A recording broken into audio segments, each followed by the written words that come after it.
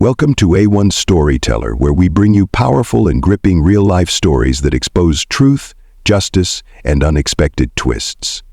Stay with us until the end, because this story will leave you speechless. It was a warm evening in Atlanta when Judge Cassandra Moore, a well-respected African-American woman in her mid-40s, left a charity gala in her sleek black Mercedes.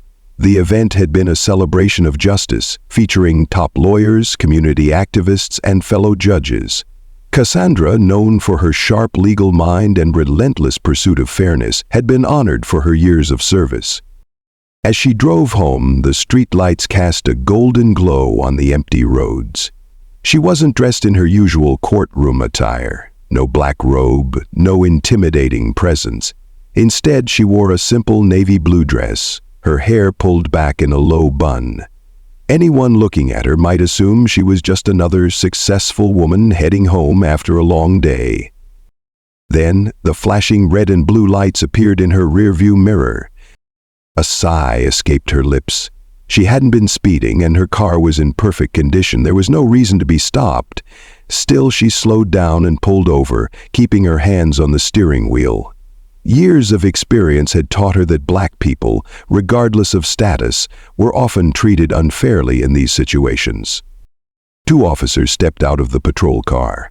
One was a young man who seemed nervous, his badge shining under the streetlights. The other was a tall, broad-shouldered white officer with a hardened expression. Officer Bradley Carter. Carter was well known in certain circles, not for heroism, but for his ruthless tactics. He had been accused of excessive force multiple times, but had always escaped consequences. He believed in asserting dominance, especially over those he viewed as lesser. Tonight, Cassandra would be his latest target. "License and registration," Carter barked. Cassandra nodded, moving slowly. "May I ask why I was stopped, officer?" Carter's jaw tightened. "Did I ask you to talk?" The other officer shifted uncomfortably, but he didn't intervene. Cassandra, maintaining her composure, handed over her documents.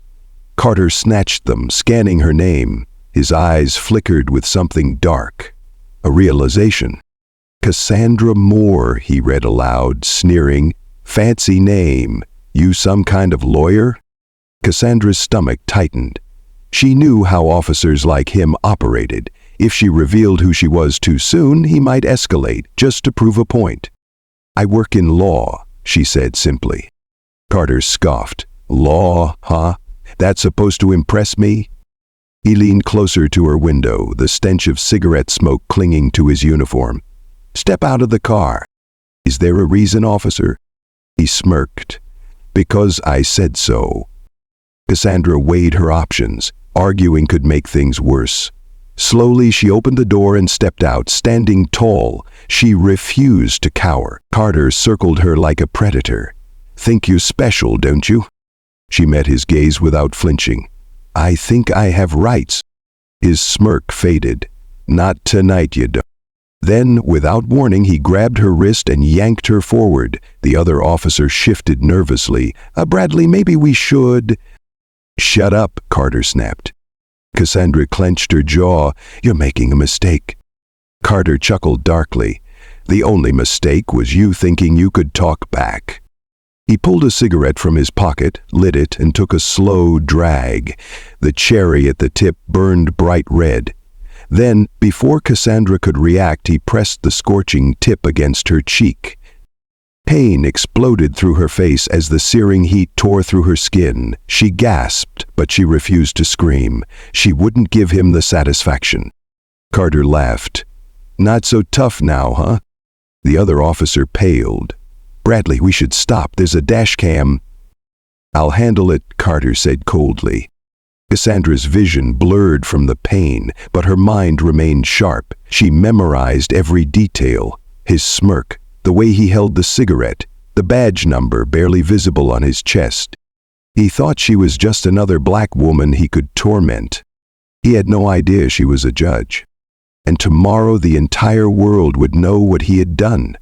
The acrid smell of burnt flesh lingered in the air. Cassandra clenched her fists, her breathing steady despite the searing pain on her cheek. She would not break, not in front of him. Carter flicked his cigarette onto the ground and stomped on it, as if erasing the evidence of his crime. "Get back in your car," he muttered, as if he were doing her a favor. Cassandra didn't move. Her eyes, sharp and unwavering, locked onto his. "You will regret this." Carter scoffed. "What are you gonna do, huh? Cry to your lawyer friends?" He leaned in close, his breath foul with tobacco. "You think anyone will believe you? Just another angry black woman claiming police brutality?" The younger officer, still standing to the side, looked visibly shaken. "Bradley, maybe we should—" "I said shut up, rookie," Carter snapped, his face hardening. Cassandra knew she had enough evidence to bring him down. She had subtly adjusted her body so that the patrol car's dash cam had captured everything. She had also activated her phone's voice recorder as soon as the stop began. She had all she needed. Without another word, she turned, walked back to her car and drove off into the night. But she wasn't going home. She was going to war. By the time Cassandra arrived at the district attorney's office, the pain on her cheek had intensified, but she refused to let it slow her down. She parked, grabbed her phone, and walked inside with a determined stride. "Judge Moore," the receptionist greeted her, eyes widening at the burn mark on her face. "What happened?" "I need to see D.A. Richardson," Cassandra said firmly. Minutes later, she was seated in front of District Attorney Brian Richardson, a middle-aged black man who had worked closely with her on several cases. He looked stunned as she recounted the events of the night, his expression darkening with each word. "You have proof?" he asked. Cassandra slid her phone across the desk. "Voice recording, and the dash cam on their cruiser should have caught everything." Richardson exhaled slowly. "Carter's got a reputation. We've had complaints, but no hard evidence, until now." Cassandra's voice was steady. "I want him arrested. No delays, no special treatment." Richardson nodded. "Consider it done." By morning, the entire city was in an uproar. The footage from the dash cam had been obtained through legal channels and released to the public. News outlets ran the headline, "Atlanta Judge Assaulted by Police Officer, DA Launches Investigation." Carter's smug face was plastered across every screen in the country. He had thought he was untouchable. Now his past complaints were being dredged up, his history of abuse put under a microscope. At the precinct, Carter stormed into the captain's office. "This is ridiculous. That woman is lying." The captain, a seasoned officer with decades on the force, simply shook his head. "Carter, she's not just any woman, she's a judge." Carter froze. "Eh, what?" The captain sighed. "Judge Cassandra Moore. You burned a sitting judge's face with a cigarette." Panic flickered in Carter's eyes.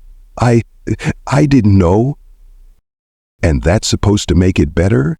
At that moment, 2 internal affairs officers entered. "Bradley Carter, you're under arrest for assault and misconduct."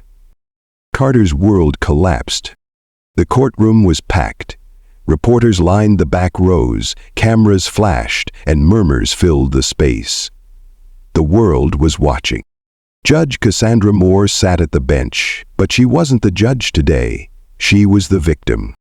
Carter, now in an orange jumpsuit, sat with his attorney, looking nothing like the man who had terrorized her that night. His arrogance was gone, replaced by fear. The prosecution laid out the evidence, the dashcam footage, the voice recording, the history of complaints. Every piece of his corrupt past was laid bare for the world to see.